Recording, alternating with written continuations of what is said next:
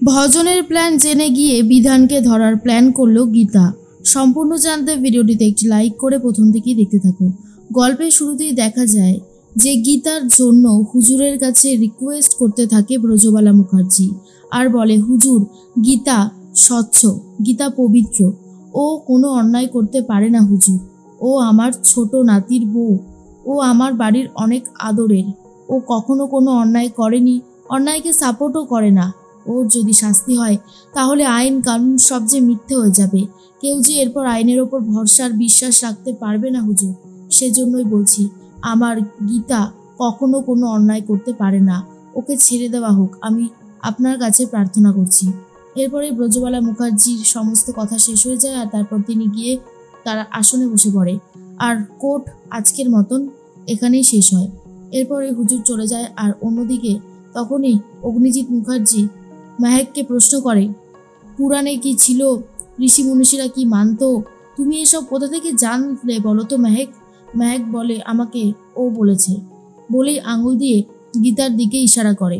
গীতা তখন বলে, অগ্নিজিৎ মুখার্জি, এই নোংরা প্ল্যানটা যে বা যারা করেছে আমি তাদেরকে সামনে নিয়ে আসবো, আর তারা সামনে আসা মানে আপনি এই কেসে জিততে পারবেন না, এই কেসে আপনি হেরে যাবেনই, আপনাকে জিততে দেওয়া যাবে না। এর মধ্যে অগ্নিজিৎ মুখার্জি বলে, নিজের লিমিটের মধ্যে থাকো, বুঝেছো? নিজের লিমিটের মধ্যে থাকো, লিমিট ক্রস করো না। গীতা বলে, আমার কোনোভাবেই মনে হয় না যে আমি লিমিট ক্রস করেছি, বরং আমি লিমিটের মধ্যেই আছি। আশা করি আপনি বুঝতে পারছেন। এর মধ্যেই গনসা উকিল বলে, আমার মেয়ে কখনো কোনো অন্যায় করেনি, অন্যায়কে সাপোর্টও করে না। এর মধ্যেই গীতা বলে, চলো বাবা, আমাদেরকে যেতে হবে। আর ঠাম্মি, আপনাকে যে কি বলে ধন্যবাদ জানাবো, আপনি যেভাবে আমায় সাহায্য করেছেন, সারা জীবন আপনার কাছে ঋণী থাকবো। ঠাম্মি তখন বলে, ধুস পাগলি, এটুকু তো আমার কর্তব্য, তুই আমার স্বস্তিকের বউ, আর আমি তোকে ছাড়ানোর জন্য এটুকু বলবো না, সেটা কখনো হতে পারে বল? এর মধ্যেই গীতা চলে যায় স্বস্তিকের কাছে, গিয়ে স্বস্তিককে বলে, স্বস্তিকবাবু, আপনি কবে ঠিক হয়ে যাবেন বলুন তো? আপনার শুয়ে থাকতে এইভাবে ভালো লাগছে? উঠুন না স্বস্তিকবাবু, আপনাকে যে উঠতেই হবে। স্বস্তিকের এই অবস্থা কোনোভাবেই আর মেনে নিতে পারে না গীতা। গীতা ভীষণই ভেঙে পড়ে আর বলে, স্বস্তিকবাবু, উঠুন না আপনি। স্বস্তিক তখন রীতিমতো অসুস্থ, আর গীতা বলে, একদিন আসবে যেদিন আমি আপনাকে কোর্টে নিয়ে যাব, আর সেদিন আপনি সবার সামনে সাক্ষী দেবেন যে আমি কোনো অপরাধ করিনি, আমি কোনো অন্যায় করিনি। কিন্তু সেই দিনটা কবে আসবে স্বস্তিকবাবু? আপনি কবে সুস্থ হবেন বলুন তো? আমি যে আর পারছি না, আপনাকে এইভাবে দেখতে আমার একদমই ভালো লাগছে না। তাড়াতাড়ি উঠে পড়ুন, আপনি তাড়াতাড়ি সুস্থ হয়ে নিন, আপনার গীতা আপনার জন্য অপেক্ষা করছে।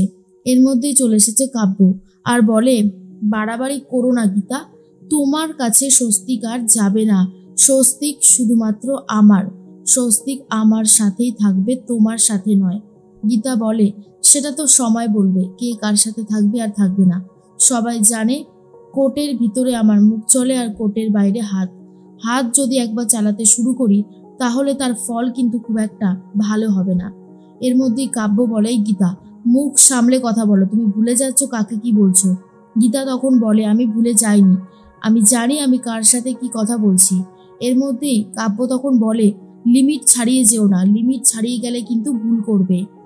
এর মধ্যেই দেখা যায় চলে এসেছে কাকিমণি আর জেঠিমণি, আর বলে, তুমি এখানে কি করছো, কি করছো তুমি এখানে? আর রাকা তখন বলে, এখান থেকে চলে যাও, চলে যাও বলছি। গীতা বলে, ছোট কাকিমণি, এসব কি বলছেন আপনি? রাকা তখন বলে, কেন, ভুল কিছু বলেছি বলে তো আমার মনে হয় না, তোমার জন্যই আজ আমাদের বাড়ির ছেলের এই অবস্থা হয়েছে, আর তুমি এখানে কি করতেই বা রয়েছো? গীতা বলে, আমার জন্য আপনাদের বাড়ির ছেলের এই অবস্থা হয়নি, ওকে যারা মেরেছে তাদেরকে তো আমি খুঁজে বার করবই। রাকা বলে, আগে খুঁজে বার করো, তারপর বলবে। এসবের মধ্যে আমি আর তোমাকে সহ্য করতে পারছি না। গীতা বলে, চলে তো আমি যাবই, আর আমি বলে যাচ্ছি, স্বস্তিক বাবুকে একদিন সুস্থ করে আমি কোর্টে নিয়ে যাব।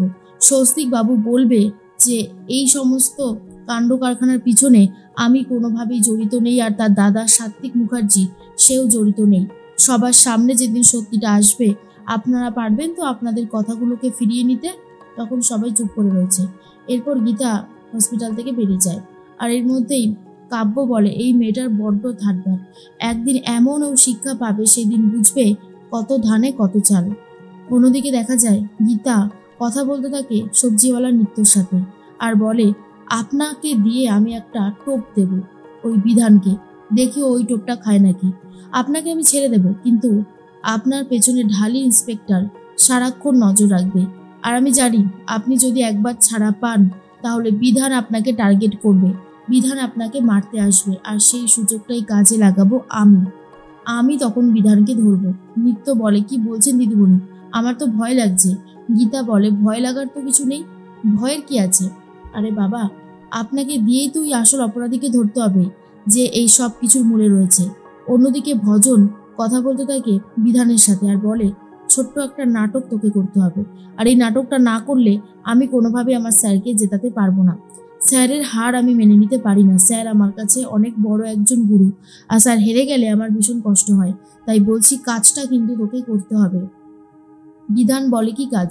ভজন বলে, শোন, দুটো রাজনৈতিক দলের মধ্যে ঝামেলা লাগিয়ে দেওয়া হবে, সেখানে তুই একটু আহত হবি, তোকে নিয়ে গিয়ে বেসরকারি নার্সিংহোম, মানে সেই স্বস্তিক যেখানে রয়েছে সেখানে নিয়ে যাওয়া হবে, আর সেখানেও একটা ঝামেলা শুরু হবে।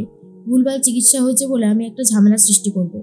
তখনই তুই B23 ওই ICU রুমে চলে যাবি, আর সেখানে গিয়ে ছোট্ট একটা কাজ করতে হবে স্বস্তিককে নিয়ে, আর তারপর ওই স্বস্তিক শেষ, অগ্নিজিৎ মুখার্জি জিতে যাবে এই কেস, বুঝতে পেরেছিস?